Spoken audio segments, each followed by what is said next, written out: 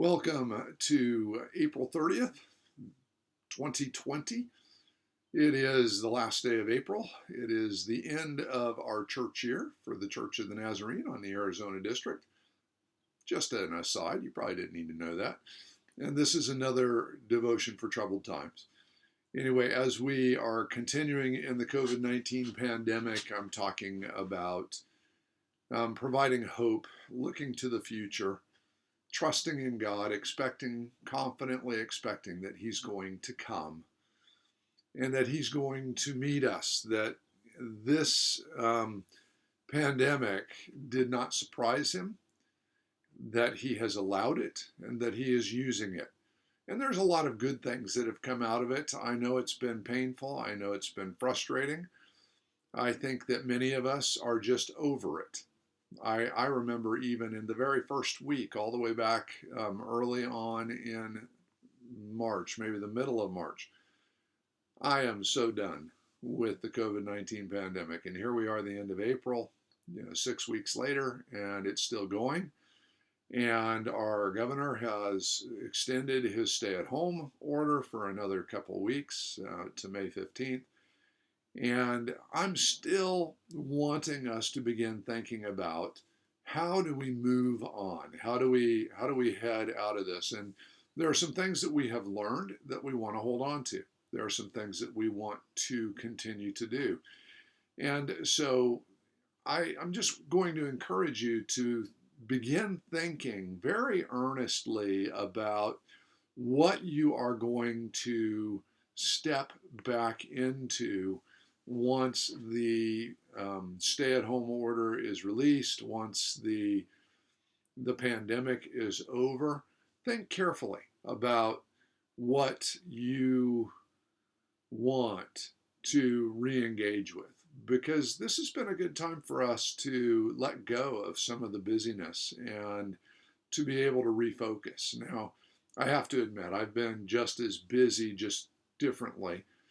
And so I am asking the question perhaps from a slightly different perspective than you would, but I do want you to really think about that. And I've been encouraging you to make sure that you include prayer. So again, from 1 Timothy chapter 2, first of all, then, I urge that supplications, prayers, intercessions, and thanksgivings be made for all people, for kings and all who are in high positions, that we may lead a peaceful and quiet life, godly and dignified in every way.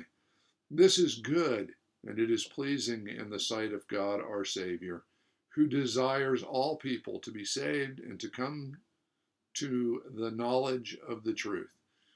So as we think about moving forward, Paul gives some good words to Timothy, words that I need to take to heart, that I probably want to make sure that I hold on to prayer and that I really continue to be earnest in prayer. So we've looked at this, supplications, an earnest request for a specific need. An earnest request for a specific need. Right now, we've been doing that, asking for wisdom for our governor and for other governmental leaders, but also for each of us and for business owners and for our friends and our family and relatives, that they would be able to operate wisely, safely, healthily.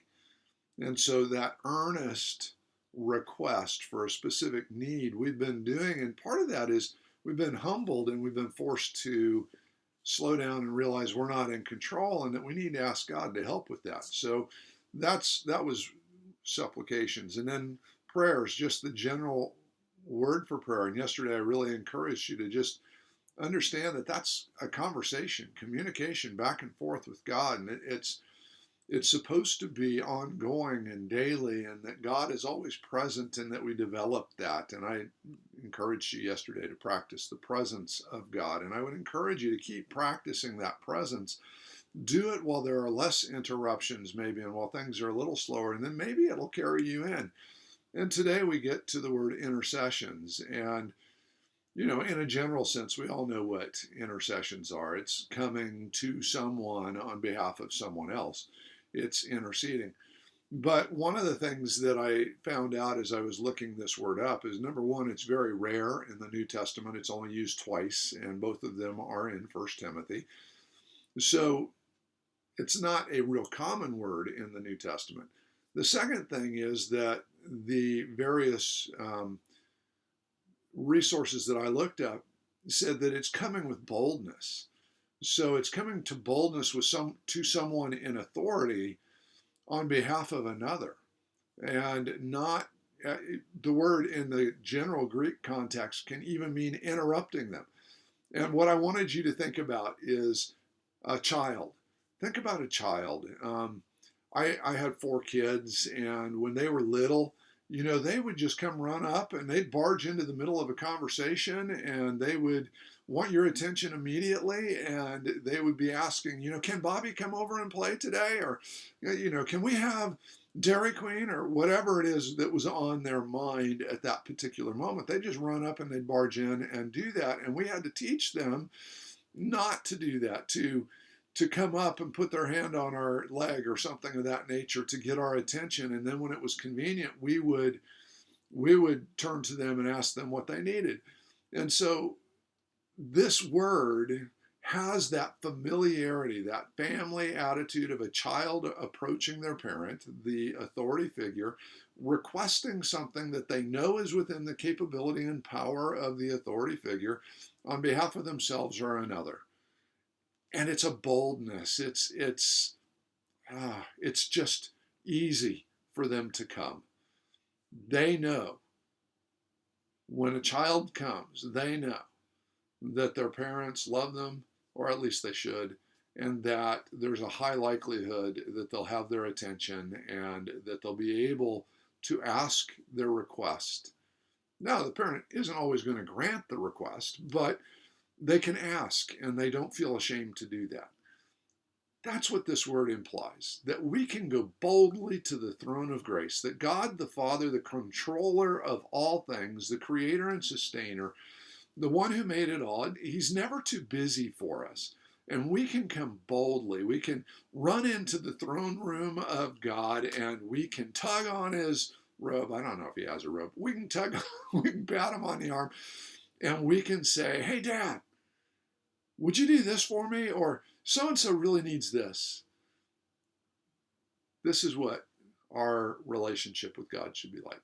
We should be able to know that we can, whenever there's a need, we can run into his presence and we can approach him, and he will give us the time of day. He'll pay attention to us. Now, his answer may be no. He's God. He gets to choose. But he wants us to come.